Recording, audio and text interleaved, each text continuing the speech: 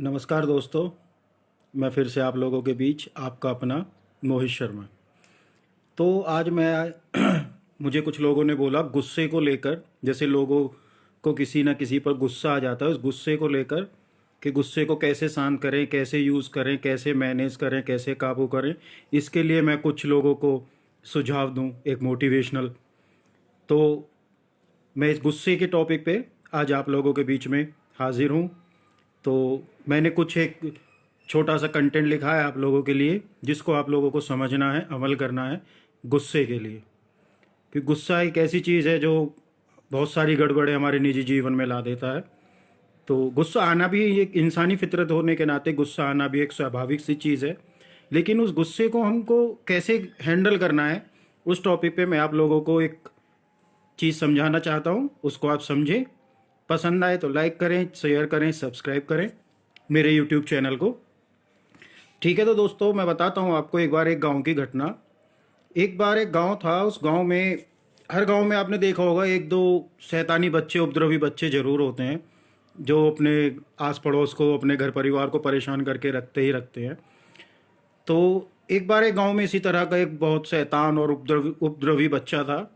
उसने सबको परेशान कर रखा था, अपने मोहल्ले को, पड़ोस को, घर को, परिवार को। सभी उससे बहुत दुखी थे। तो एक बार उस गांव में एक कथा होनी थी, जैसे भागवत कथा वगैरह, इस तरह की कथाएं हर गांव शहर में होती रहती है।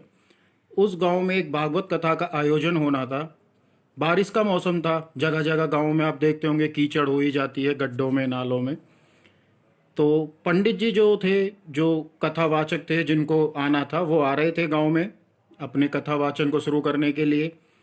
तो जिस जगह पे वो टेंटिंग हुई हुई थी, जहाँ पे कथा का आयोजन होना था, टेंट लगा हुआ था, टेंट से कुछ दूरी पहले ही एक गड्ढा था, उसमें कीचड़ जमा हो रखी थी। तो गाड़ी वहाँ से पास नहीं हो रही थी। पंडित जी गाड़ी से उतरे और पैदल पैदल उस आयोजन की तरफ, उस समारोह की तरफ पैदल पैदल चलने लगे। जैसे ही पंडित जी उस गड्ढे के पास पहुँचते हैं, वहीं पे वो शैतानी और जो उपद्रवी बच्चा था वो बैठा हुआ था। उसके दिमाग में एकदम से क्या शैतानी आई, उसने एक पत्थर लिया और कीचड़ में फेंक के मारा, पंडित जी को परेशान करने के लिए। जैसे ही उसने कीचड़ में पत्थर फेंक के मारा, तो सारी कीचड़ पंडित जी के कपड़ों पे, पंडित जी के सारे कपड़े गंदे हो गए। अब पंडित जी को तो कथा वाचन करने जाना था, लेकिन पंडित जी को गुस्सा तो बहुत आया। अब गुस्से को मैनेज कैसे करना, क्या करना, तो पंडित जी ने शांति से काम लिया। पंडित जी उस लड़के के पास गए, उसके सर पे हाथ फेरा, उसके कंधे पे शाबाशी दी कि शाबाश बेटा, बहुत अच्छा। और पंडित जी ने अपनी जेब से 101 रुपये निकाले और उस शैतान बच्चे को पकड़ाए कि ये ले बेटा, शाबाश, बहुत अच्छा। ये कहकर पंडित जी वहाँ से पैदल पैदल, जहाँ उन्हें जाना था आयोजन के लिए, समारोह के लिए, वहाँ के लिए निकल गए। अब उस उपद्रवी बच्चे ने सोचा कि अरे, ये तो शायद तूने कोई बहुत अच्छा काम कर दिया कि तेरे सर पे भी हाथ फेरा गया, तुझे कंधे पे हाथ मार के शाबाशी दी गई, तुझे इनाम रूपी राशि भी मिली।